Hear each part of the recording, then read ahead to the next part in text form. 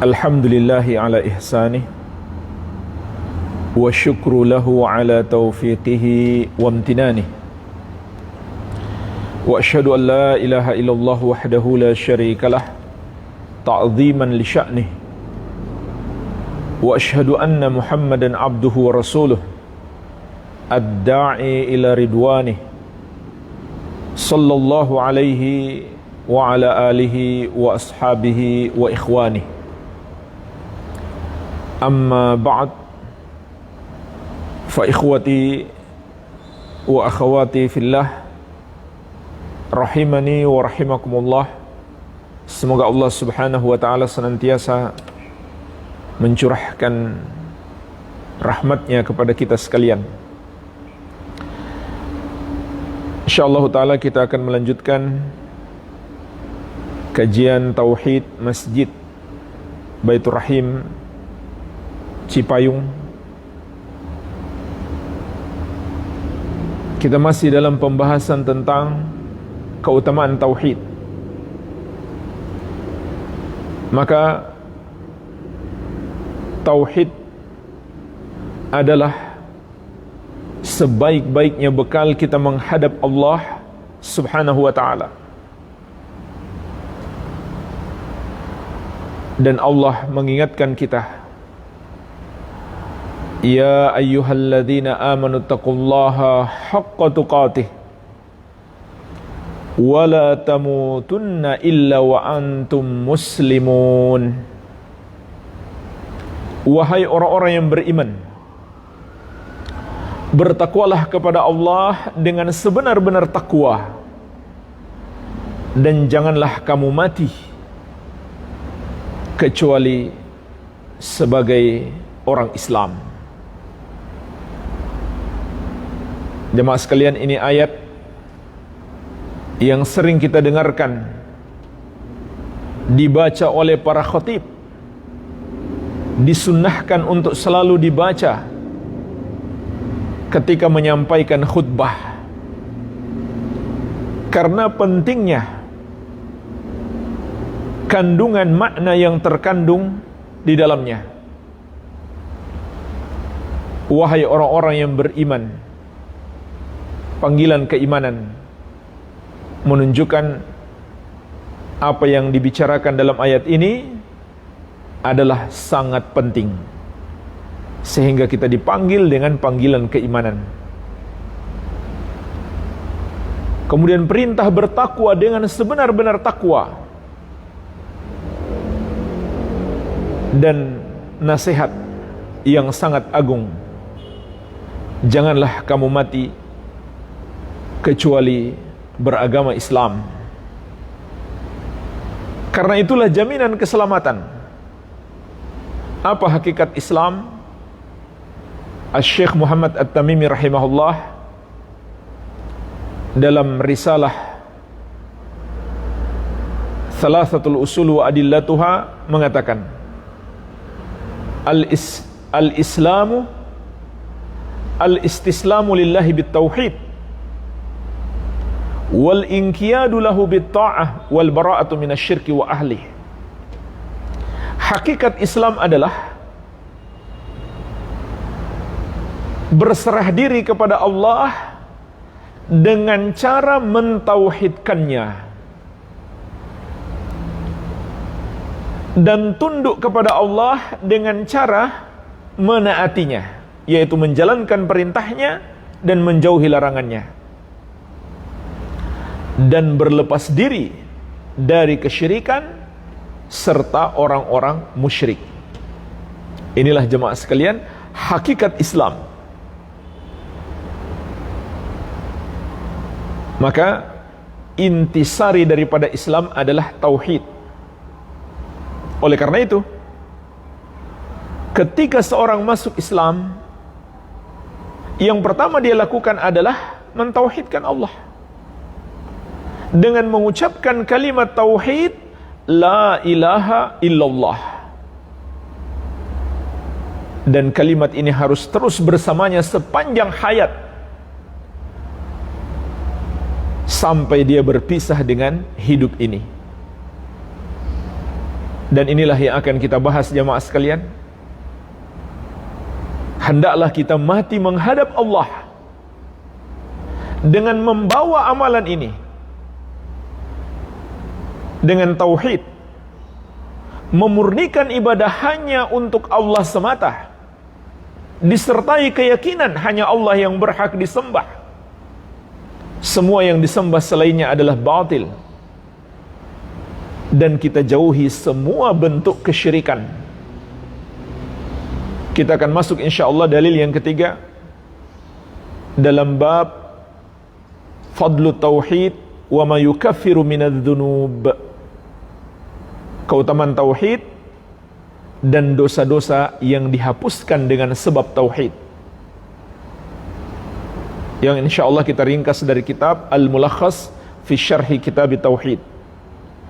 Penulis kitab Tauhid, Syekhul Islam Al-Mujahidul Mujaddid Al-Imamul Allamah Syekh Muhammad At-Tamimi rahimahullah ta'ala berkata, walahuma fi hadithi Idban, dan diriwayatkan oleh Al-Bukhari dan Muslim dalam hadis Idban, yaitu sahabat yang mulia Idban bin Malik Al-Ansari radhiyallahu anhu, seorang sahabat yang masyhur, wafat di masa pemerintahan sahabat yang mulia Muawiyah bin Abi Sufyan radhiyallahu ta'ala anhum ajma'in. Nabi SAW bersabda, fa inna allaha harrama 'alan nari man qala la ilaha illallah yabtagi bidzalika wajha Allah. Sesungguhnya Allah mengharamkan atas neraka bagi orang yang mengucapkan la ilaha illallah,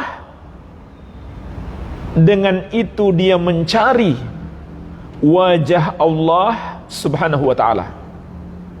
Sesungguhnya Allah mengharamkan atas neraka untuk membakar orang yang mengucapkan la ilaha illallah, yang dengan ucapan itu dia mencari wajah Allah subhanahu wa ta'ala.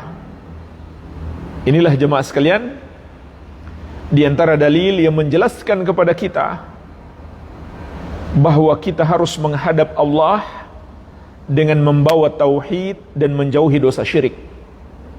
Jangan sampai kita berpisah dengan kehidupan dunia ini tanpa membawanya.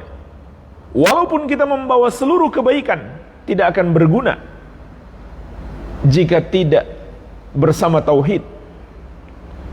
Walaupun kita membawa banyak dosa, kita masih mungkin selamat jika kita membawa tauhid. Dan pasti selamat walaupun orang yang berbuat dosa-dosa itu masih terancam mampir di neraka, tapi suatu hari dia akan keluar dari neraka. Syekh Al-Allamah Profesor Dr. Shalih Al-Fauzan hafizahullah menyebutkan dalam hadis Idban ini terdapat 7 pelajaran penting. Pelajaran yang pertama, fadlu tauhidi wa annahu yunqidhu minan nar wa yukaffirul khataya. Keutamaan tauhid, dan bahwa tauhid itu menyelamatkan dari api neraka dan menghapuskan dosa-dosa. Perhatikanlah jemaah sekalian, di dalam hadis ini terkandung keutamaan tauhid, yaitu tauhid adalah jaminan keselamatan dari api neraka dan menghapuskan dosa-dosa kita. Karena Allah mengatakan dalam hadis ini, atau Nabi SAW mengatakan dalam hadis ini, Allah haramkan atas neraka bagi orang yang mengucapkan la ilaha illallah. Tentu makna hadis ini bukan sekedar dia ucapkan, tapi dia pahami maknanya, dia yakini kebenarannya, dan dia amalkan dalam hidupnya. Bukan sekedar dia ucapkan.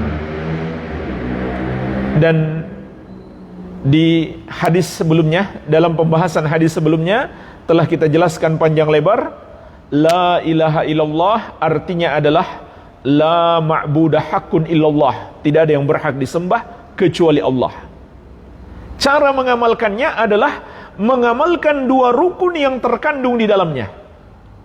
Rukun yang pertama adalah al-itsbat, penetapan. Rukun yang pertama adalah an-nafyu, penafikan. Yang terkandung di dalam la ilaha, maknanya adalah pengingkaran terhadap semua yang disembah selain Allah. Kita anggap salah, kita yakini tidak benar peribadahan kepada selain Allah. Dan kita yakini juga orang-orang yang menyembah selain Allah adalah para pelaku dosa terbesar yang disebut dosa kesyirikan dan kekafiran.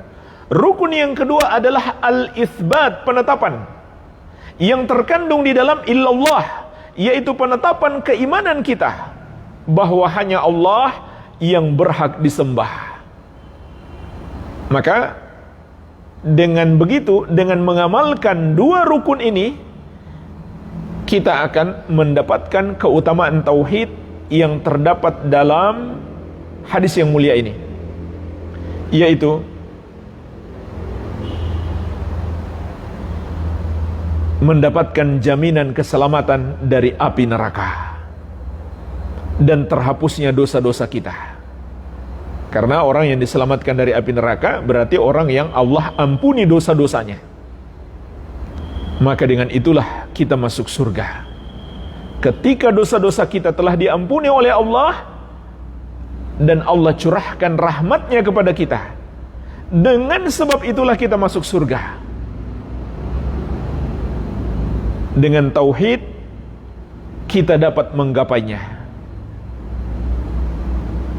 Pelajaran yang kedua, annahu la yakfi fil imani nutqu min ghairi i'tiqadil qalbi kahalil munafiqin, bahwasannya tidak cukup dalam keimanan itu hanya diucapkan saja tanpa ada keyakinan hati, seperti keadaan orang-orang munafik.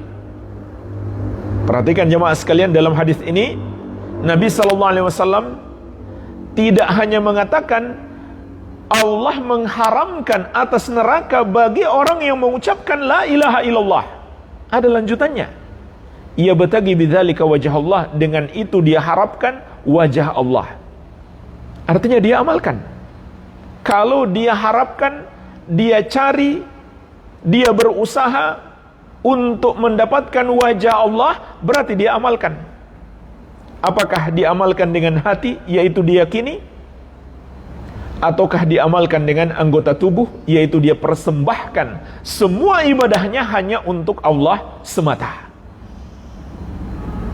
Maka dalam hadis ini ada penjelasan la ilaha illallah tidak cukup diucapkan tanpa ada keyakinan hati, pembenaran terhadapnya, atau tanpa diamalkan dengan anggota tubuh. Karena itu tidak ada bedanya dengan orang-orang munafik. Orang munafik hanya beriman di lisan, hati mereka mengingkari, amalan mereka mendustakan keimanan mereka. Jadi jangan sampai kita seperti orang-orang munafik, naudzubillah. Pelajaran yang ketiga, annahu la yakfi fil imani i'tiqadu min ghairi nutkin. Annahu la yakfi fil imani annahu la yakfi fil imani al-i'tiqadu min ghairi nutqin kahalil jahidin, bahwasanya tidak cukup pula dalam iman itu hanya diyakini tanpa diucapkan, seperti keadaan orang-orang yang menentang tauhid. Jemaah sekalian, banyak orang yang menentang tauhid, tapi sebenarnya hati mereka tahu, hati mereka mengakui bahwa tauhid itulah yang benar, bahwa syirik yang mereka lakukan itu salah, bahwa tradisi-tradisi nenek moyang yang mereka wariskan itu adalah salah besar, syirik, kufur kepada Allah Subhanahu wa ta'ala. Mereka tahu itu, tapi mereka tidak mau mengakui dengan lisan mereka. Maka jemaah sekalian, ini belum cukup. Harus mereka ucapkan la ilaha illallah, mengakui dengan lisan mereka, barulah menjadi orang yang beriman. Kecuali orang yang tidak bisa berucap seperti orang bisu, tentu dia tidak diharuskan mengucapkan la ilaha illallah, cukup dia melakukan sesuai dengan kemampuannya. Pelajaran yang keempat, tahrimun nar ala ahli tauhidi al-kamil. Pengharaman atas neraka bagi orang-orang yang mentauhidkan Allah secara sempurna. Maksudnya jemaah sekalian, kalau kita mentauhidkan Allah secara sempurna, maka pengharaman atas neraka untuk membakar kita pun juga sempurna. Artinya kita langsung masuk surga. Tetapi kalau kita tidak mentauhidkan Allah dengan sempurna, maka pengharaman atas neraka pun tidak sempurna. Tidak sempurna artinya gimana? Masih terancam masuk neraka. Namun selama tauhid itu masih ada, orang yang terancam masuk neraka ini, dia bisa saja diampuni oleh Allah langsung masuk surga. Kalaupun dia masuk neraka, maka suatu hari dia akan keluar dari neraka, dia tidak kekal di neraka. Lalu apa artinya? Dia punya tauhid tapi tidak menyempurnakan tauhidnya. Artinya adalah dia telah menjauhi dosa-dosa yang dapat membatalkan tauhid, yaitu kesyirikan dan kekufuran. Tapi dia tidak menjauhi sebagian dosa-dosa yang dapat mengurangi tauhid. Mungkin dia masih makan riba, mungkin dia masih suka berjudi, mungkin dia masih minum khamar. Itu dosa-dosa besar. Maka berarti dia tidak menyempurnakan tauhidnya, namun tauhidnya ada. Karena dosa-dosa itu tidak menghilangkan tauhid, tapi mengurangi kesempurnaannya. Yang menghilangkan tauhid adalah dosa kesyirikan dan kekufuran. Kalau hilang tauhidnya, maka hilang pula jaminan keamanan baginya dari api neraka. Waliyadzubillah. Pelajaran yang kelima, qala rahimahullah, annal amala la yanfa'u illa idza kana khalisan liwajhillah wa sawaban ala sunnati Rasulillah sallallahu alaihi wasallam. Bahwasannya amalan itu tidaklah bermanfaat kecuali memenuhi dua syarat. Pertama, ikhlas demi wajah Allah. Yang kedua, benar sesuai petunjuk Rasulullah sallallahu alaihi wa alihi wasallam. Ini termasuk pelajaran penting yang bisa kita petik dari hadis ini. Karena dalam la ilaha illallah terkandung ikhlas. Apalagi ditekankan, ia betagi bidzalika wajh Allah. Dia harapkan dengan mengucapkannya wajah Allah. Inilah hakikat ikhlas. Dan hadis ini sekaligus bantahan kepada orang yang mengatakan kalau ikhlas itu enggak mengharapkan masuk surga dan enggak usah takut masuk neraka. Subhanallah. Justru inilah hakikat ikhlas berdasarkan hadis yang mulia ini. Karena Nabi SAW mengungkapkan ikhlas itu adalah yabtagi bidzalika wajh Allah. Seseorang mengharapkan dengan itu wajah Allah. Maksudnya adalah dia pingin masuk surga agar mendapatkan nikmat terbesar penghuni surga, yaitu melihat wajah Allah subhanahu wa ta'ala. Maka inilah hakikat ikhlas. Kemudian syarat yang kedua, ittiba, meneladani Rasulullah sallallahu alaihi wasallam. Karena dalam hadis ini Nabi sallallahu alaihi wasallam membimbing kita, la ilaha illallah harus diucapkan dan harus diamalkan. Maka kita terikat dengan bimbingan Nabi Muhammad sallallahu alaihi wasallam dalam mengamalkan agama ini. Barulah amalan kita disebut amalan yang benar. Kalau tidak sesuai petunjuk beliau, maka amalan kita adalah amalan yang salah.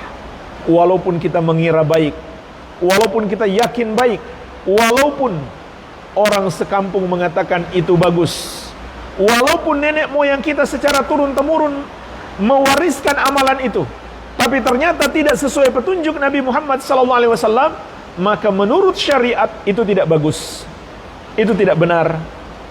Karena Nabi SAW menegaskan, man amila amalan laisa alaihi amruna fahuwa raddun.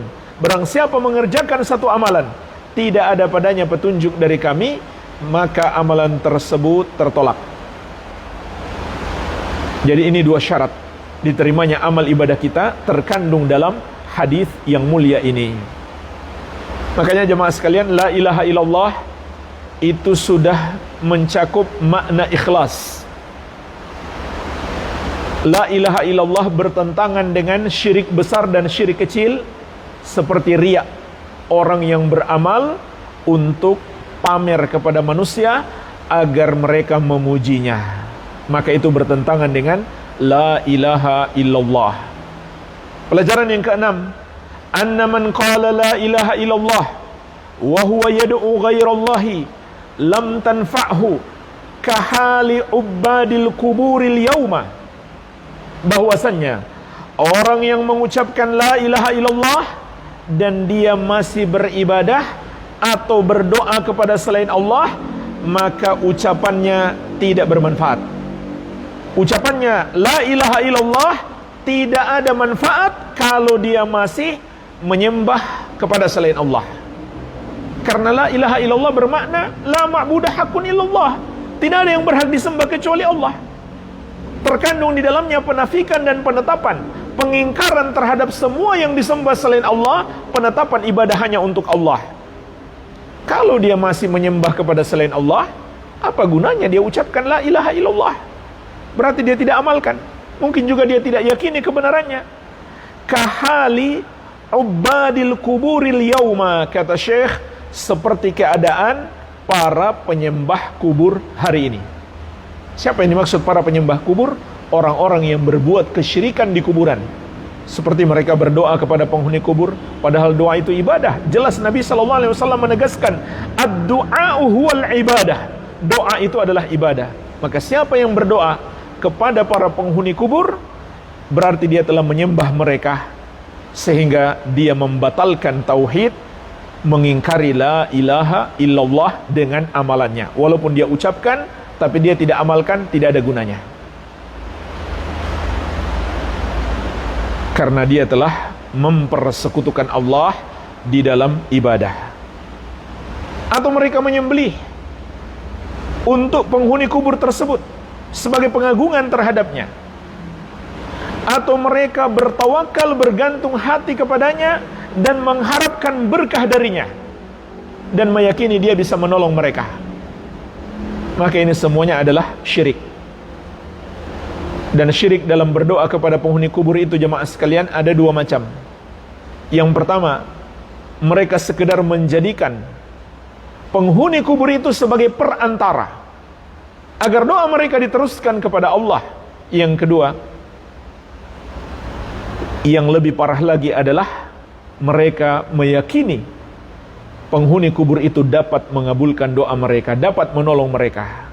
Dan dua-dua kesyirikan ini ada, walaupun mungkin yang pertama lebih banyak, yang kedua ada, dan yang kedua itu lebih parah. Dan minimalnya orang yang meyakini kalau berdoa kepada Allah di dekat kubur orang soleh itu lebih mustajab, maka itu sudah termasuk bid'ah, mengada-ada dalam agama, karena tidak sesuai petunjuk Nabi Muhammad sallallahu alaihi wasallam. Maka jemaah sekalian, keadaan mereka, kata Syekh,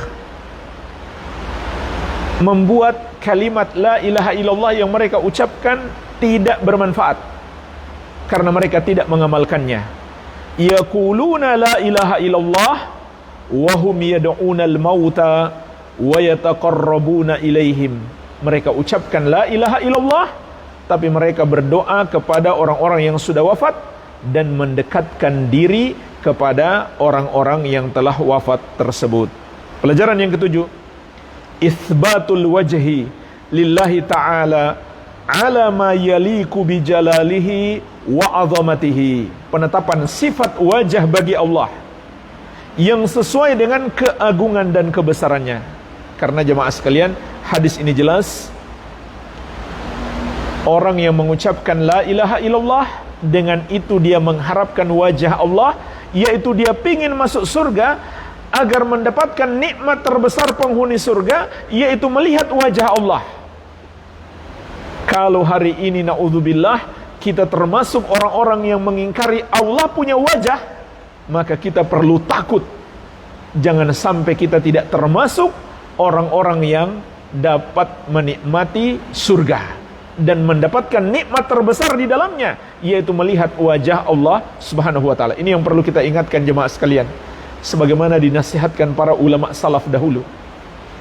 Orang-orang yang mengingkari Allah memiliki wajah, jangan sampai dia tidak termasuk orang yang dapat melihat wajah Allah kelak di surganya. Artinya dia tidak akan termasuk penghuni surga kalau dia tidak bisa melihat wajah Allah Subhanahu wa taala di dalam surga. Karena semua penghuni surga akan mendapatkan nikmat ini.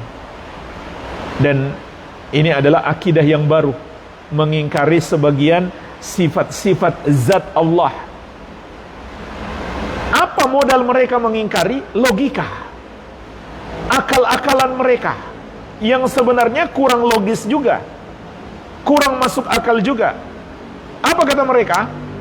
Kalau kita mengimani Allah memiliki wajah, berarti sama saja menyamakan Allah dengan makhluk, karena makhluk punya wajah. Subhanallah jemaah sekalian, ini logika dari mana? Maka kita juga bisa bantah dengan logika yang lebih sehat. Kita katakan makhluk juga punya wajah, antara satu dengan yang lainnya ternyata tidak sama wajah mereka. Manusia punya wajah, hewan punya wajah. Ternyata jemaah sekalian tidak sama wajah manusia dan wajah hewan. Itu antara manusia, itu antara makhluk, sama-sama disebut wajah, tapi ternyata hakikatnya berbeda. Apalagi antara makhluk dengan Allah. Walaupun sama disebut wajah, tapi hakikatnya nggak mungkin sama. Laisa kamitslihi syai'un wa huwas samiul basir. Tidak ada yang serupa dengan Allah, dan Dia Maha mendengar lagi Maha melihat. Oleh karena itu, jalan selamat yang ditempuh oleh ahli sunnati wal jamaah dalam beriman terhadap sifat-sifat Allah ada dua. Yang pertama, al-itsbat, penetapan sifat-sifat Allah seperti yang Allah tetapkan sendiri untuk dirinya, yang terdapat dalam Al-Quran dan As-Sunnah. Yang kedua, nafyul mumatsalah, menafikan adanya penyerupaan antara sifat Allah dengan sifat makhluk. Dan anehnya jemaah sekalian, orang-orang yang mengingkari sebagian sifat Allah ini, mereka mengimani sebagian yang lain. Mereka mengimani Allah memiliki sifat al-kalam, sifat al-iradah, dan lain-lain. Padahal al-kalam berbicara, manusia juga berbicara. Al-iradah berkeinginan, berkehendak, manusia juga punya kehendak. Kenapa mereka tidak gunakan logika mereka? Kalau mengimani Allah bisa berbicara, berarti sama saja menyamakan Allah dengan manusia, karena manusia juga bisa berbicara. Tentu mereka akan menjawab, kan nggak sama antara berbicaranya Allah dan berbicaranya manusia. Maka kita katakan kepada mereka, juga tidak sama antara wajah Allah dan wajah manusia. Jadi jemaah sekalian, tidak mengharuskan sama, walaupun dalam penamaannya sama, sama-sama disebut wajah, tapi tidak mengharuskan sama dari sisi hakikat, hanya sama dari sisi bahasa saja. Wajah adalah sesuatu yang kita kenali, yang kita pahami artinya. Salah juga kalau kita mengatakan kita nggak tahu artinya, kita serahkan saja kepada Allah. Subhanallah, ini ucapan yang sangat berbahaya. Karena itu bermakna Allah menurunkan Al-Quran kepada kita, Nabi SAW menyampaikan hadis kepada kita yang tidak mungkin diketahui maknanya. Berarti nggak ada gunanya dong ayat ini kalau kita nggak mungkin tahu artinya. Bahkan itu mengandung tuduhan Nabi SAW juga tidak tahu artinya. Sebab kalau beliau tahu, tentu beliau akan jelaskan kepada kita. Ternyata beliau tidak menjelaskan, sehingga artinya ya sudah seperti itu artinya. Seperti apa yang beliau sampaikan. Kalau dia ada arti khusus atau arti yang perlu ditakwilkan, tentu Nabi SAW akan menyampaikan kepada kita. Beliau tidak akan membiarkan kita menjadikan ayat-ayat dan hadis seperti teka-teki yang harus kita pecahkan. Apa sih maknanya? Atau kita masa bodoh, nggak usah tahu artinya, serahkan saja kepada Allah. Maka jemaah sekalian, artinya dapat kita ketahui dalam bahasa Arab, tetapi hakikat bentuknya, kaifiyahnya, itu yang kita serahkan kepada Allah Subhanahu wa ta'ala. Seperti kata Al-Imam Malik rahimahullahu ta'ala, al-istiwa'u ma'lumun wal kaifu majhulun was su'alu anhu bid'atun wal imanu bihi wajibun was su'alu anhu bid'atun. Al-istiwa ma'lumun, Allah istiwa di atas arsy, itu diketahui. Apanya yang kita ketahui? Artinya. Istiwa berarti Allah berada di atas arsy. Ini berlaku untuk semua sifat-sifat Allah. Allah memiliki wajah, juga ma'lumun, diketahui arti wajah. Allah memiliki tangan, juga ma'lumun, diketahui arti tangan. Ma'lumatun, diketahui arti tangan. Wal kaifu majhulun, tapi kata Imam Malik rahimahullah, bagaimana bentuknya itu yang tidak kita ketahui, itu yang kita serahkan kepada Allah. Wal imanu bihi wajibun, mengimaninya adalah wajib. Wasu'alu anhu bid'atun, mempertanyakan bentuk sifat Allah adalah bid'ah. Baik, jemaah sekalian, kita masuk dalil yang berikutnya. Wa an Abi Sa'idin Al-Khudri radhiyallahu taala anhu, dari sahabat yang mulia Abu Sa'id Al-Khudri. Beliau adalah salah seorang sahabat yang masyhur, termasuk sahabat yang paling banyak meriwayatkan hadis dari Rasulullah sallallahu alaihi wa ala alihi wasallam. Nama beliau adalah Sa'ad bin Malik bin Sinan Al-Ansari radhiyallahu anhu. Beliau wafat tahun 74 Hijriah. Semoga Allah meridhoi beliau. Ayahnya juga seorang sahabat, Malik bin Sinan radhiyallahu taala anhuma, semoga Allah meridhoi beliau dan ayahnya. Anna Nabiyya sallallahu alaihi wasallam qala, bahwasanya Nabi sallallahu alaihi wasallam bersabda, qala Musa, Nabi Musa berkata, ya Rabb, allimni syai'an adzkuruka wa ad'uka bihi. Wahai Rabbku, ajarkanlah kepadaku sesuatu yang dengannya aku berzikir kepadamu dan berdoa kepadamu. Qala, maka Allah berfirman, Qul ya Musa la ilaha illallah. Ucapkan wahai Musa, la ilaha illallah. Qala, maka Musa berkata, ya Rabbi, kullu ibadika yaquluna hadza. Wahai Rabbku, semua hambamu yang beriman juga mengucapkan ini. Qala, maka Allah berfirman, ya Musa, wahai Musa, lau anna samawati sab'a wa amirahunna ghairi, andai 7 lapis langit dan semua penghuninya selain aku, wal aradina sab'a fi kifatin, ditambah dengan 7 lapis bumi, andai 7 lapis langit dan semua penghuninya selain aku, ditambah dengan 7 lapis bumi, berada dalam sebuah timbangan. Wala ilaha illallah fi kifatin, dan la ilaha illallah di timbangan yang lainnya. Malat bihinna la ilaha illallah, maka la ilaha illallah itu lebih berat. Rawahu Ibnu Hibban wal Hakim wa sahahahu, diriwayatkan oleh Imam Ibnu Hibban dan Al-Hakim, dan beliau mensahihkannya. Jemaah sekalian, ada riwayat yang lebih sahih dikeluarkan oleh Imam Ahmad dari Abdullah bin Amr bin Al-As radhiyallahu taala anhuma, yang mirip dengan ini, tapi kisah Nabi Nuh alaihi salam, bahwasanya Nabi sallallahu alaihi wasallam mengabarkan anna Nuhan alaihi salam qala libnihi inda mautihi, bahwasanya Nabi Nuh alaihi salam berkata kepada anaknya menjelang wafat beliau, amuruka bila ilaha illallah, aku perintahkan engkau dengan la ilaha illallah, yaitu selalu engkau pegang erat la ilaha illallah. Fa inna samawati sab'a wal aradina sab'a law wudi'at fi kiffatin wa la ilaha illallah fi kiffatin rajahat bihinna la ilaha illallah. Karena sesungguhnya 7 lapis langit dan 7 lapis bumi andai diletakkan di satu daun timbangan dan la ilaha illallah diletakkan di daun timbangan yang lain, maka kalimat la ilaha illallah itu lebih berat.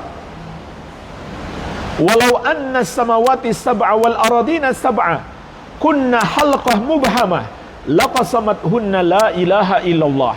Andaikan 7 lapis langit dan 7 lapis bumi adalah sebuah lingkaran yang kuat, maka kalimat la ilaha illallah sanggup untuk memutuskannya. Jadi jemaah sekalian, ini riwayat yang lebih sahih, namun maknanya adalah sama. Maknanya juga sama. Dan juga terdapat sebuah hadis yang masyhur, tentang beratnya timbangan la ilaha illallah. Insyaallah taala kita sebutkan di akhir pembahasan kita. Sebuah hadis yang sedikit panjang, yang di dalamnya terkandung harapan besar bagi setiap orang yang beriman.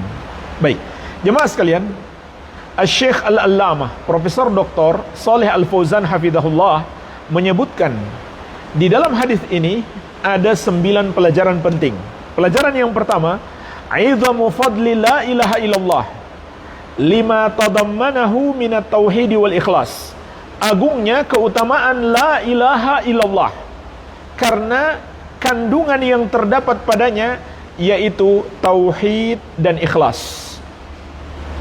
Tauhid dan ikhlas jemaah sekalian, ketika disebut bersamaan, maka tauhid lawannya adalah syirik besar dan ikhlas lawannya adalah syirik kecil.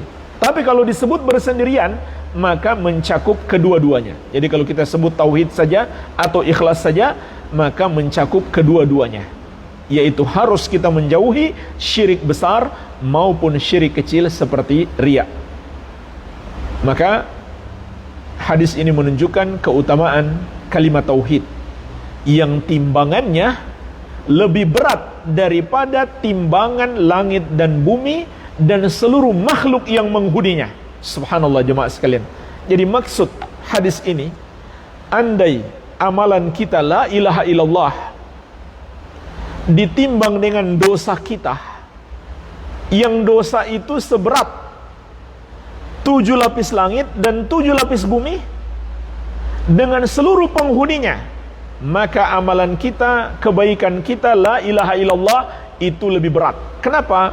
Karena terkandung di dalamnya amalan yang paling agung,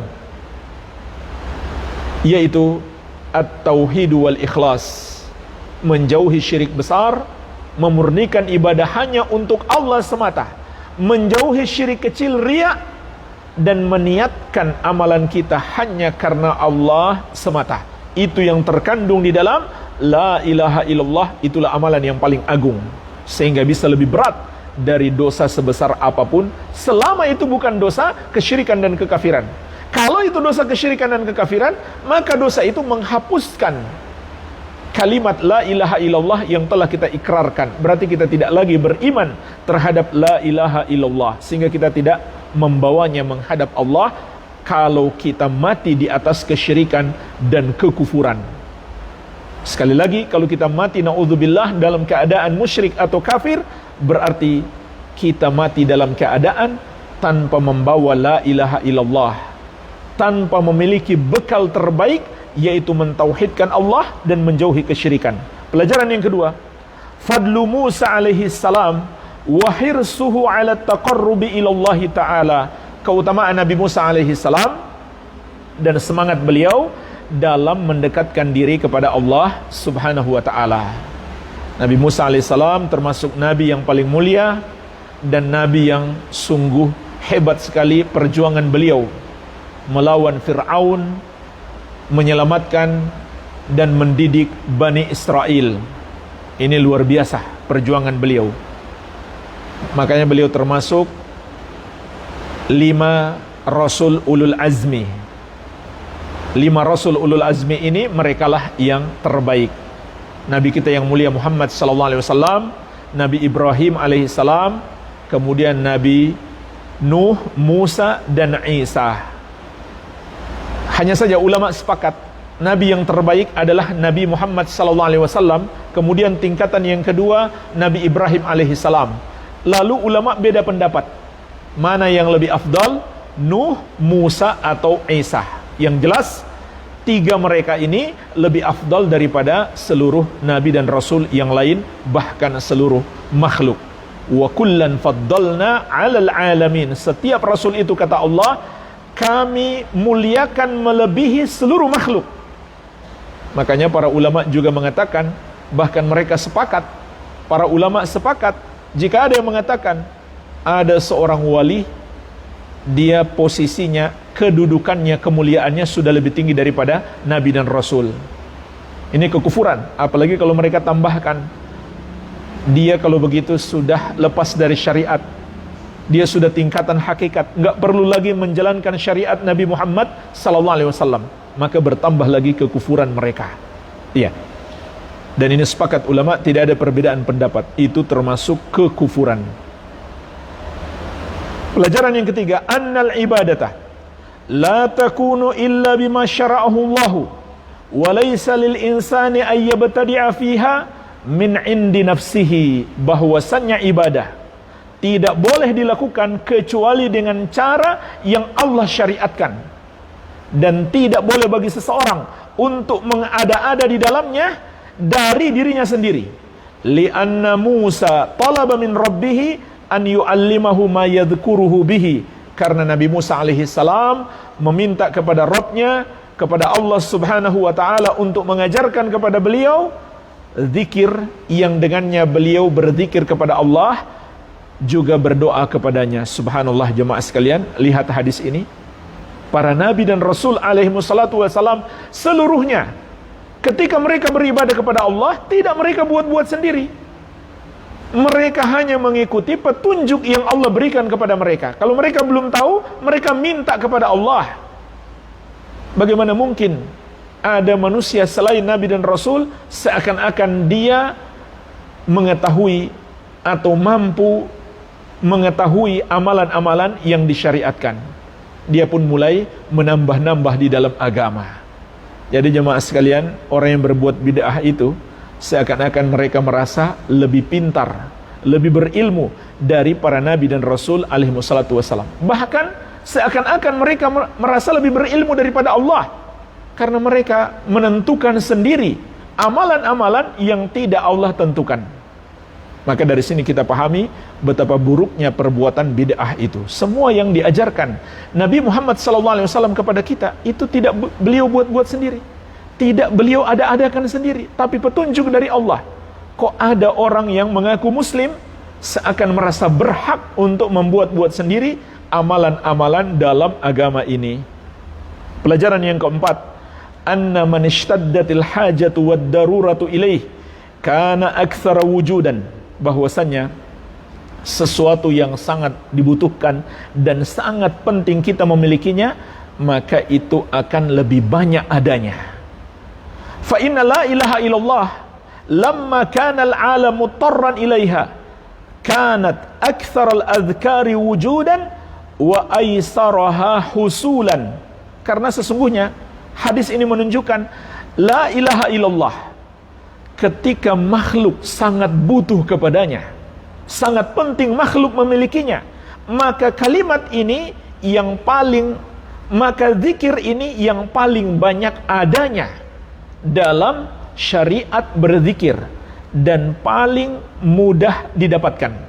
Maksudnya jemaah sekalian, kalau kita perhatikan zikir-zikir, maka kalimat la ilaha illallah itu sangat banyak dalam zikir-zikir kita. Bahkan zikir yang bukan dengan lafaz la ilaha illallah juga mengandung makna la ilaha illallah. Karena inilah zikir yang paling utama, yang lebih dianjurkan untuk kita perbanyak mengucapkan la ilaha illallah, karena ini zikir yang paling afdal dan paling mudah didapatkan, kata Syekh. Serta jemaah sekalian, juga paling mudah diucapkan. Kalau kita ucapkan la ilaha illallah, itu kita bisa mengucapkannya walaupun tanpa menggerakkan mulut kita. Subhanallah. Cobalah jemaah sekalian mengucapkan la ilaha illallah tanpa harus menggerakkan mulut kita. Iya, atau menggerakkan bibir kita. Artinya ini zikir yang paling mudah diucapkan. Karena ini yang paling kita butuhkan. Maka ini juga memberi syarat betapa agungnya zikir ini. Pelajaran yang kelima, annallaha fawqas samawati liqaulihi wa amirahunna ghairi, bahwasanya Allah berada di atas langit berdasarkan ucapannya sendiri dalam hadis ini, hadis qudsi, dan semua penghuni langit kecuali aku. Dan jemaah sekalian, dalil-dalil sangat banyak bahwa Allah di atas arsy, di atas langit yang ketujuh, dan Allah sama sekali tidak membutuhkan arsy. Sama dengan pembahasan tentang wajah Allah pada hadis sebelumnya, kita juga wajib mengimani Allah di atas arsy dan tidak menyamakan Allah dengan makhluk yang berada di atas sesuatu. Maka dengan dua hal ini kita selamat. Pertama, kita tetapkan seperti yang Allah tetapkan dalam Al-Quran dan Sunnah. Dalam banyak ayat, Ar-Rahman 'alal arsy istawa, Allah yang maha penyayang istiwa di atas arsy. Dan dalil-dalil menunjukkan arsy itu di atas langit yang ketujuh. Dia adalah makhluk yang posisinya paling tinggi, dan Allah di atasnya. Yang kedua, nafyul mumatsalah, menafikan adanya penyerupaan. Kita tidak samakan Allah di atas arsy dengan makhluk yang berada di atas singgasananya. Maka dengan dua hal ini kita selamat. Sekali lagi, jangan kita tertipu dengan logika-logika orang yang mengatakan kalau kita beriman Allah di atas arsy berarti menyamakan Allah dengan makhluk. Kita katakan tidak berkonsekuensi demikian. Sebab kita beriman Allah di atas arsy, kita nafikan persamaannya dengan makhluk berada di atas sesuatu. Allah di atas arsy sesuai dengan keagungan dan kebesarannya. Kalau makhluk berada di atas sesuatu, contohnya saya berada di atas kursi ini, maka saya butuh kepada kursi. Sedangkan Allah di atas arsy, Allah tidak membutuhkan arsy sedikit pun. Kalau kita melazimkan, jika Allah berada di atas arsy, berarti Allah butuh kepada arsy, secara tidak langsung kita telah menyamakan Allah dengan makhluk. Justru orang yang berlogika demikian, dialah yang menyamakan Allah dengan makhluk. Kalau dia menganalogikan, jika Allah berada di atas arsy, sama dong dengan makhluk. Makhluk pun berada di atas sesuatu. Maka kalau begitu, saya tidak mengimani Allah di atas arsy. Tetapi maksud Allah di atas arsy adalah Allah berkuasa di atasnya. Maka orang-orang yang mengatakan Allah di atas arsy, kata dia adalah mujassimah atau musyabbihah. Subhanallah jemaah sekalian, banyak sekali kesalahannya di sini. Pertama, sebenarnya dia yang menyamakan Allah dengan makhluk, yaitu dia gunakan analogi makhluk kepada Allah. Makhluk jika berada di atas sesuatu, maka dia membutuhkan sesuatu itu. Maka logika ini dia gunakan terhadap Allah. Jika Allah berada di atas sesuatu, berarti Allah butuh kepadanya. Subhanallah, sebenarnya dialah yang menyamakan Allah dengan makhluk. Padahal itu tidak melazimkan Allah di atas sesuatu berarti butuh kepadanya, tidak. Bahkan makhluk pun ada yang berlaku demikian. Dia di atas sesuatu tapi tidak butuh kepadanya. Contohnya jemaah sekalian, bulan kita katakan dia di atas bumi, di atas kita.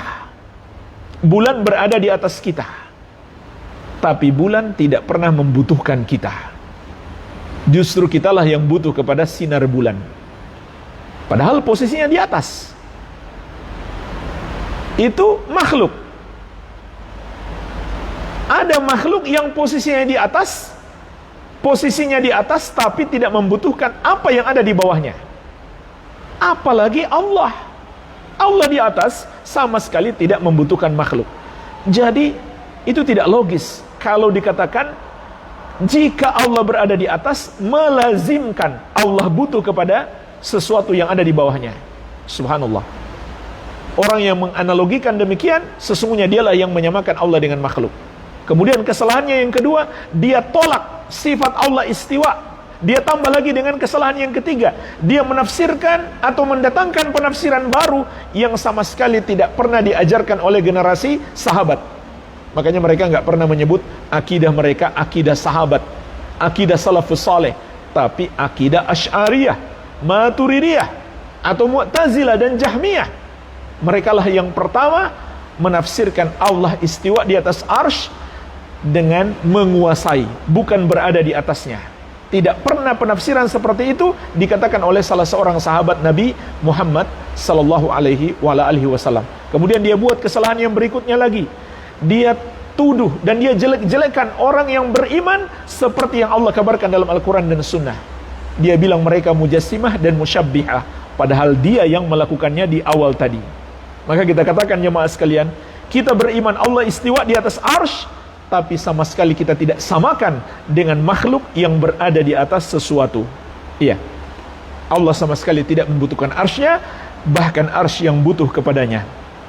Pelajaran yang keenam, annahu la budda fi dzikri bihadhil kalimati minat talaffudzi biha kulliha wa la yaqtasiru ala lafdzil jalalati Allah kama yaf'aluhu ba'dul juhal.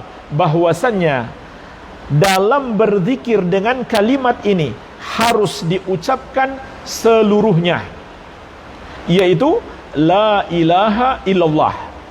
Tidak boleh hanya dicukupkan dengan mengucapkan Allah saja, sebagaimana dilakukan oleh sebagian orang-orang yang bodoh, yang tidak mendalami ilmu agama. Jemaah sekalian, hadis ini menunjukkan para nabi dan rasul, Allah mengajarkan kepada mereka mengucapkan zikir yang lengkap, la ilaha illallah. Dan tidak ada satu ayat maupun hadis yang menyuruh kita berzikir hanya mengucapkan Allah saja. Allah, Allah, Allah, Allah, tidak ada.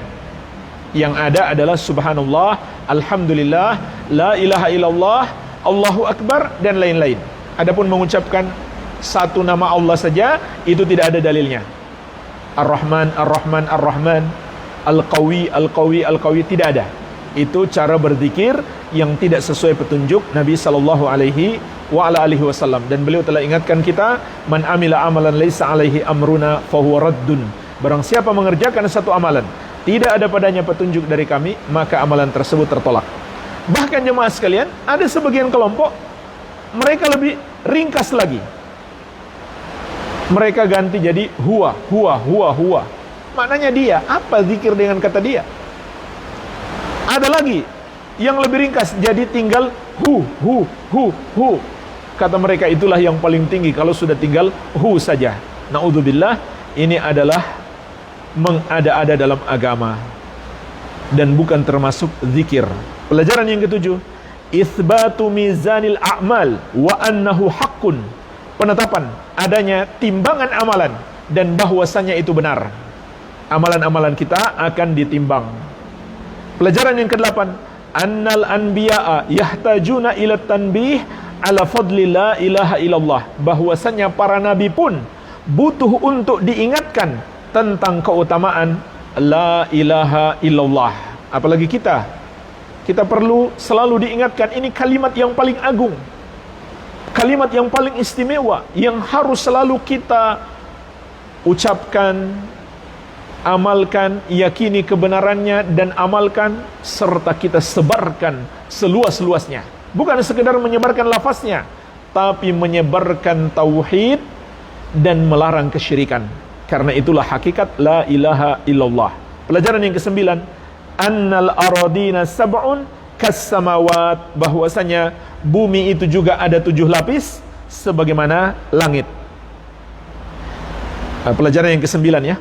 Pelajaran yang ke-9 kata Syekh, bahwasanya Bumi itu 7, sebagaimana juga langit ada 7 lapis. Kita masuk jamaah sekalian, dalil terakhir dalam bab ini. Walid Tirmidzi wa hassanahu, dan diriwayatkan oleh Al-Imam At-Tirmidzi dan beliau menghasankannya. Dan hadis ini sahih. An Anasin, dari sahabat yang mulia Anas bin Malik radhiyallahu anhu, sami'tu Rasulullah sallallahu alaihi wasallam yaqul, aku pernah mendengarkan Rasulullah sallallahu alaihi wasallam bersabda, qala Allah taala, Allah Subhanahu wa taala berfirman. Jadi ini hadis qudsi. Ya bani Adam, law ataitani bi qurabil ardi khataya, thumma laqitani la tusyriku bi syai'an, la ataituka bi qurabiha maghfiratan. Wahai anak Adam, andaikan engkau datang kepadaku, yaitu mati dan menghadap Allah, dengan membawa dosa sepenuh bumi, kemudian engkau datang tanpa mempersekutukan aku sedikit pun. Sedikit pun di sini kata para ulama, tidak syirik besar, tidak pula syirik kecil. Maka aku akan memberikan kepadamu ampunan sepenuh bumi itu pula. Subhanallah, hadis yang sangat agung. Kata Syekh Al-Allamah Profesor Dr. Shalih Al-Fauzan hafizahullah, dalam hadis ini terkandung 6 pelajaran penting. Yang pertama adalah fadlu tauhidi wa kathratu thawabihi, keutamaan tauhid dan banyaknya pahala tauhid itu. Subhanallah, luar biasa jemaah sekalian keutamaan tauhid dalam hadis ini. Hadis ini menunjukkan kepada kita tauhid adalah sebesar-besarnya sebab hamba mendapatkan ampunan Allah, melebihi taubat sekalipun. Maksudnya, kalau seseorang melakukan dosa riba misalkan dan minum khamar, lalu dia bertobat dari dosa riba, tapi dia masih minum khamar, maka dosa ribanya diampuni, dosa minum khamarnya belum diampuni karena dia belum taubat. Tetapi jemaah sekalian, kalau dia bertobat dari kesyirikan, menyebabkan semua dosa-dosanya diampuni oleh Allah. Sebagaimana juga dalam riwayat Muslim, Nabi SAW mengatakan kepada sahabat yang mulia Amr bin Al-As radhiyallahu anhu ketika beliau hendak masuk Islam dahulu, ama ta'lam ya Amr annal Islam yajubbu ma qablah, tidakkah kamu mengetahui wahai Amr bahwasannya masuk Islam, yaitu mentauhidkan Allah dan menjauhi semua dosa syirik, akan menghapuskan semua dosa-dosa yang telah lalu. Subhanallah, ini luar biasa, menunjukkan bahwasannya tauhid adalah sebesar-besarnya sebab dosa-dosa kita diampuni, dan juga pahalanya melimpah sehingga bisa mengalahkan timbangan dosa yang begitu banyak. Perhatikan hadis ini jemaah sekalian. Walau dosa kita sepenuh bumi, dengan membawa tauhid, maka dosa kita akan diampuni oleh Allah Subhanahu wa ta'ala, karena amalan tauhid lebih besar daripada dosa-dosa tersebut. Sebagaimana juga dalam hadithul bitaqah, ini hadis yang saya maksudkan tadi, hadithul bitaqah, para ulama menamakan hadis ini dengan hadis kartu. Sebuah hadis yang juga diriwayatkan oleh Al-Imam At-Tirmidzi. Kenapa disebut hadis kartu? Karena hadis ini bercerita tentang sebuah kartu. Bagaimana hadis ini? Mari kita lihat jemaah sekalian. Yusahu bi rajulin min ummati ala ru'usil khalaiq yaumal qiyamah. Kata Nabi sallallahu alaihi wasallam, akan dipanggil seorang umatku di hadapan seluruh makhluk di hari kiamat kelak. Fayunsyaru lahu tis'atun wa tis'una sijillah, maka dihamparkan untuknya 99 catatan perbuatannya, catatan amalannya.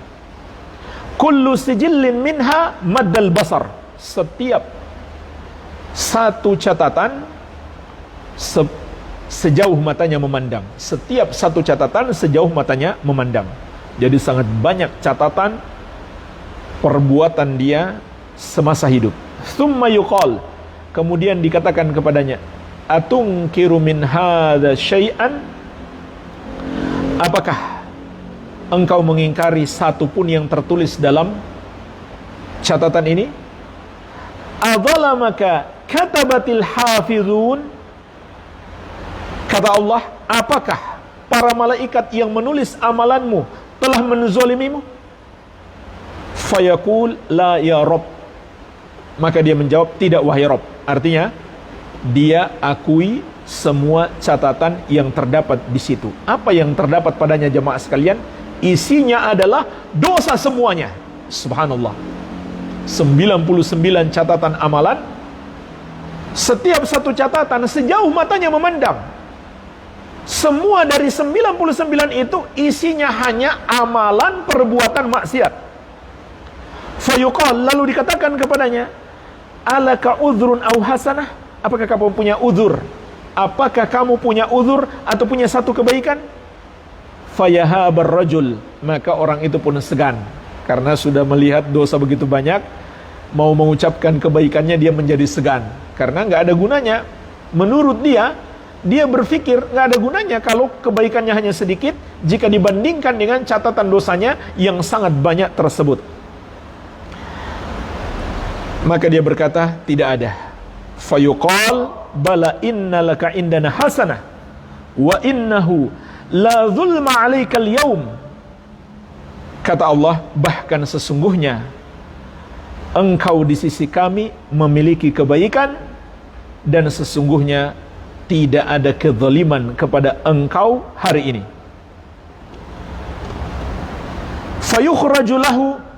Fayukhriju lahu bitaqatan fiha, lalu dikeluarkan untuknya sebuah kartu, padanya tertulis asyhadu an la ilaha illallah wa anna muhammadan abduhu wa rasuluh, 2 kalimat syahadat.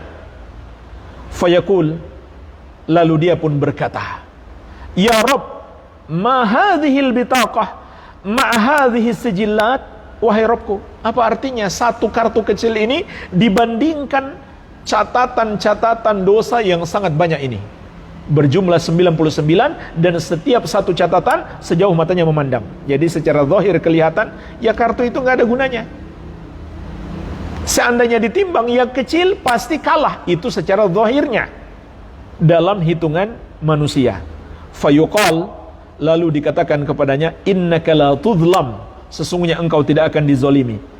Maka akhirnya ditimbang untuk mengadilinya. Fatuda'u sijillat fi kiffatin wal bitaqatu fi kiffatin, diletakkanlah catatan-catatan dosanya di satu daun timbangan dan kartu itu di satu daun timbangan. Fatashatis sijillat wa thaqulatil bitaqah, maka ternyata jemaah sekalian, catatan-catatan itu lebih ringan dan kartu itu lebih berat. Subhanallah. Ini menunjukkan kepada kita keutamaan tauhid la ilaha illallah dan beriman kepada Nabi Muhammad sallallahu alaihi wa ala alihi wasallam sebagai hamba Allah dan Rasulnya. Iya. Jadi hadis ini dan hadis yang kita bahas dalam bab ini menunjukkan keutamaan tauhid dan pahalanya yang melimpah. Sehingga walaupun kelihatannya hanya satu amalan, tapi pahalanya sangat banyak, bisa mengalahkan banyak dosa-dosa kita apabila ditimbang kelak di hari kiamat. Pelajaran yang kedua, si'atu fadlillahi ta'ala wa judihi wa rahmatihi wa afwih, luasnya anugerah Allah, kebaikannya, rahmatnya dan pemaafannya kepada kita. Jemaah sekalian, hadis ini menunjukkan Allah maha luas rahmatnya, maha baik dan maha pengampun, lagi maha penyayang. Sehingga jika kita benar-benar mentauhidkan Allah, maka dengan sebab itu Allah akan mengampuni dosa-dosa kita sebanyak apapun dosa kita. Karena Allah maha pengampun, lagi maha penyayang, dan rahmatnya sangat luas. Oleh karena itu, di sini tercabang pelajaran penting Sebanyak apapun dosa kita, seburuk apapun kita, jangan pernah berputus asa dari rahmat Allah. Tapi jangan juga mengharap rahmat Allah namun terus-menerus berbuat dosa, itu juga salah. Maka kita bertobat, karena Allah Maha Penyayang, Allah Maha Pemaaf, kita pun bertobat. Bukan kita terus-menerus berbuat dosa dengan alasan Allah Maha Pemaaf, yaitu namanya khayalan. Tidak boleh, itu justru menentang Allah Subhanahu wa taala. Maka jika kita terjerumus dosa, segera bertobat, jangan pernah berputus asa terhadap rahmat Allah. Pelajaran yang ketiga, ar-raddu 'alal khawariji alladzina yukaffiruna murtakibal kabirati allati huwa duna syirki. Bantahan terhadap golongan khawarij yang mengkafirkan pelaku dosa besar yang tidak sampai tingkat kesyirikan juga kekufuran. Karena jemaah sekalian, hadis ini menunjukkan dosa sebanyak dan sebesar apapun masih ada harapan diampuni oleh Allah Subhanahu wa taala walaupun pelakunya sampai mati nggak bertobat. Tapi Khawarij mengatakan dia sudah kafir, maka dia akan kekal di neraka, nggak mungkin dikasih ampunan. Maka hadis ini membantah mereka. Iya. Hadis ini juga sekaligus membantah Mu'tazilah. Mu'tazilah mengatakan ada kedudukan antara beriman dan kafir. Maka hadis ini menunjukkan hanya ada dua, orang beriman dan orang kafir. Orang beriman, dia walaupun melakukan dosa-dosa masih tetap beriman walaupun kita katakan imannya lemah, dan Allah akan mengampuninya kalau Allah menghendaki, jika dia tidak bertobat sampai mati. Tapi kalau dia bertobat semasa hidup, Allah pasti mengampuninya sesuai janji Allah Subhanahu wa taala. Iya. Jadi tidak ada kedudukan antara mukmin dan kafir, hanya ada dua, mukmin atau kafir. Hanya saja mukmin terbagi dua, mukmin yang kuat imannya dan mukmin yang lemah imannya, yang melakukan perbuatan-perbuatan maksiat selain kesyirikan dan kekufuran. Iya. Pelajaran yang keempat, isbatul kalam lillahi azza wa jalla ala ma yaliku bijalalihi. Penetapan sifat berbicara bagi Allah azza wa jalla sesuai dengan keagungannya. Sebab dalam hadis ini jelas Allah berucap, wahai anak Adam, dan seterusnya. Maka kita imani Allah bisa berbicara, walaupun makhluk juga bisa berbicara, tapi kita tidak samakan berbicaranya Allah dan berbicaranya makhluk. Berbicaranya Allah sesuai dengan keagungan dan kebesarannya. Adapun kaifiyahnya, caranya seperti apa, itu yang kita serahkan kepada Allah, kita tidak mengetahuinya. Yang jelas kita imani itu sesuai dengan keagungan dan kebesarannya. Pelajaran yang kelima, bayanun limakna la ilaha illallah. Penjelasan arti la ilaha illallah. Wa annahu tarku syirki qalilihi wa kathirihi. Dan bahwasanya la ilaha illallah itu adalah meninggalkan kesyirikan sedikit maupun banyak. Wala yakfi qauluha bil lisan, dan tidak cukup mengucapkannya dengan lisan. Karena hadis ini mengatakan la tusyriku bi syai'an, kata Allah dalam hadis qudsi, engkau tidak mempersekutukan aku sedikit pun. Maka ini arti la ilaha illallah, tidak berbuat syirik. Sedikit pun maknanya tidak sedikit maupun banyak. Tidak banyak, tidak pula sedikit. Bahkan juga mencakup tidak besar dan tidak pula kecil. Tidak syirik besar dia lakukan, syirik kecil pun dia hindari. Pelajaran yang keenam, itsbatul ba'thi wal hisabi wal jazai. Penetapan adanya hari kebangkitan, adanya hisab pengadilan, dan adanya pembalasan. Dan ini tentu disepakati oleh seluruh kaum muslimin, tercakup dalam rukun iman yang kelima, beriman kepada hari akhir. Termasuk kita mengimani adalah adanya hari kebangkitan, adanya hisab, pengadilan, dan adanya pembalasan, apakah ke surga atau ke neraka. Walhamdulillah, kita sudah selesai dari bab ini. Semoga bermanfaat. Wabillahi taufiq. Ada pertanyaan lagi? Silakan dibacakan. Pertanyaan dari Facebook Ustaz, bismillah. Assalamualaikum, bagaimana kita Waalaikumsalam warahmatullahi dan keikhlasan di sepanjang hidup kita, karena godaan kesyirikan, terutama syirik kecil, begitu besar. Baik, jadi pertanyaannya bagaimana agar istiqamah di atas tauhid sepanjang hidup sampai kita berpisah dengan kehidupan dunia ini. Yang pertama sekali jemaah sekalian, hati harus bergantung kepada Allah, berharap hanya kepadanya, dan terus menerus kita bergantung dan berharap agar kita selalu dianugerahkan istiqamah. Dan Allah berjanji, wa may yatawakkal 'alallahi fahuwa hasbuh. Siapa yang bertawakal kepada Allah, cukuplah Allah sebagai penolongnya. Yang kedua, banyak-banyak berdoa. Nabi kita yang mulia sallallahu alaihi wasallam pun banyak berdoa. Beliau contohkan kepada kita, di antara doa yang paling sering beliau baca adalah doa memohon istiqamah. Allahumma ya muqallibal qulub, tsabbit qalbi ala dinik. Ya Allah yang membolak-balikan hati, kuatkan hatiku di atas agamamu. Yang ketiga, dalami ilmu agama. Perdalam ilmu agama, terutama ilmu tentang tauhid. Dan seluk-beluk tentang kesyirikan harus kita pelajari untuk kita mewaspadainya. Ini penting sekali, karena ini kunci segala kebaikan. Nabi SAW mengatakan, "May yuridillahu bihi khairan yufaqihu fid din." Barang siapa yang Allah kehendaki kebaikan baginya, Allah akan pahamkan dia dengan agama. Artinya, semakin dia belajar, semakin dia paham agama, semakin besar kebaikan baginya, semakin kuat keistiqomahannya. Kemudian yang berikutnya adalah pilih-pilih teman bergaul.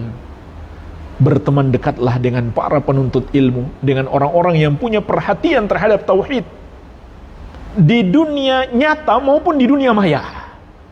Jauhi teman-teman yang dapat menyesatkan kita, yang membuat kita lalai, yang selalu berbicara tentang dunia, dan dunia, apalagi yang bisa menjerumuskan dalam kesyirikan dan kekufuran.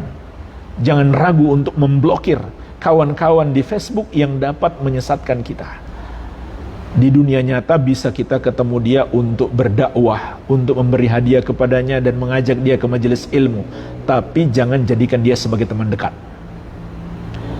Maka ini penting sekali, karena Nabi SAW mengatakan, "Al-mar'u ala dini khalili, falyanzur ahadukum man yukhalil." Seseorang itu tergantung agama sahabat karibnya, maka hendaklah setiap kalian memilih siapa yang hendak dia jadikan sebagai sahabat karibnya. Wallahu ta'ala a'lam. Berikutnya, akhi. Assalamualaikum Ustaz. Belakangan Assalamualaikum warahmatullahi wabarakatuh. Selalu diguyur hujan. Apakah betul bahwa jika petir itu adalah cambuk malaikat untuk memindahkan awan, ya Ustaz? Iya, terdapat beberapa riwayat yang sahih bahwa ada malaikat dengan petirnya ditugaskan untuk menggiring awan. Dan intinya, hujan itu adalah ketetapan Allah Subhanahu wa ta'ala dengan memerintahkan para malaikat yang melakukannya. Sebagaimana Allah tegaskan, wa anzala minas sama'i ma'an fa akhraja bihi minas thamarati rizqan lakum. Dan Allah yang menurunkan hujan kepada kalian dari langit. Lalu dengan air hujan itu Allah tumbuhkan untuk kalian berbagai macam tanaman. Maka Allah yang menurunkan hujan, Allah yang mengatur hujan. Malaikat hanya bertugas menurut perintah Allah Subhanahu wa ta'ala. Maka termasuk syirik andai kita berdoa kepada para malaikat. Juga termasuk syirik kita percaya ada pawang hujan. Nabi SAW ketika beliau sedang berkhutbah, tiba-tiba datang seorang Arab Badui mengadukan, "Ya Rasulullah, kampung kami kekeringan, kemarau panjang, banyak hewan-hewan mati, tumbuhan pun mati, tidak bertumbuh. Tolong minta hujan untuk kami." Maka Nabi SAW pun berdoa kepada Allah. Jumat depannya orang itu atau temannya datang lagi, "Ya Rasulullah, banjir." Maka Nabi SAW berdoa lagi, minta hujannya diturunkan di sekitar, bukan di tengah-tengah kami, diturunkan di pegunungan, bukit-bukit, di tempat tumbuhnya tanaman. Jadi jemaah sekalian perhatikan, Nabi SAW pun tidak bisa mengatur hujan. Kok kita percaya kepada pawang hujan? Maka itu adalah termasuk kesyirikan, mempercayai pawang hujan.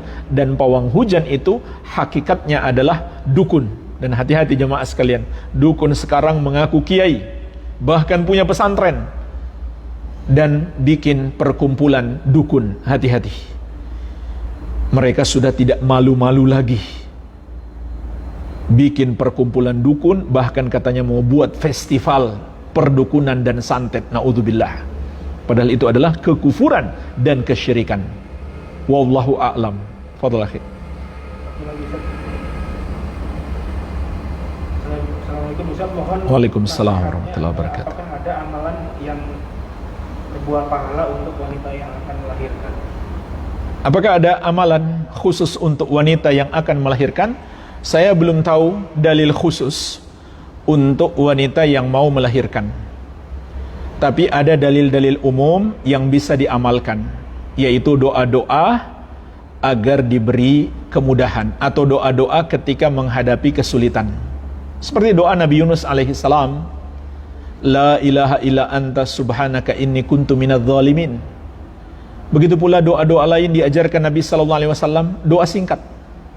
Allahu la usyriku bihi syai'a. Allah adalah Robku, aku tidak mempersekutukannya dengan sesuatu apapun. Saya ulangi, Allahu Rabbi, la usyriku bihi syai'a. Allah adalah Robku, aku tidak mempersekutukannya dengan sesuatu apapun. Doa yang lain juga doa singkat yang mudah dihafalkan. Nabi sallallahu alaihi wasallam selalu membaca ketika menghadapi kesusahan. La ilaha illallahul azimul halim. La ilaha illallahu rabbul arsyil azim. La ilaha illallahu rabbus samawati wa rabbul ardi wa rabbul arsyil karim. 3 kalimat.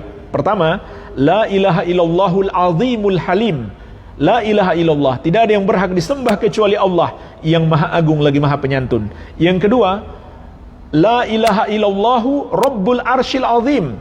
Tidak ada yang berhak disembah kecuali Allah, Rabb arsy yang agung. Yang ketiga, la ilaha illallahu rabbus samawati wa rabbul ardi wa rabbul arsyil karim. La ilaha illallah, tidak ada yang berhak disembah kecuali Allah, Rabb langit, Rabb bumi, dan Rabb arsy yang mulia. Ini doa-doa umum ketika menghadapi kesusahan, termasuk insyaallah tidak mengapa dibaca kesusahan ketika melahirkan. Semoga bermanfaat. Ini saja yang bisa kita bahas. Lebih dan kurangnya saya mohon maaf. Wabillahi taufik. Subhanakallahumma bihamdik, asyhadu an la ilaha illa anta, astaghfiruka wa atubu ilaik. Wa sallallahu ala nabiyyina Muhammadin wa alihi wasallam. Wa akhiru da'wana anil hamdulillahi rabbil alamin. Wassalamu alaikum warahmatullahi wabarakatuh.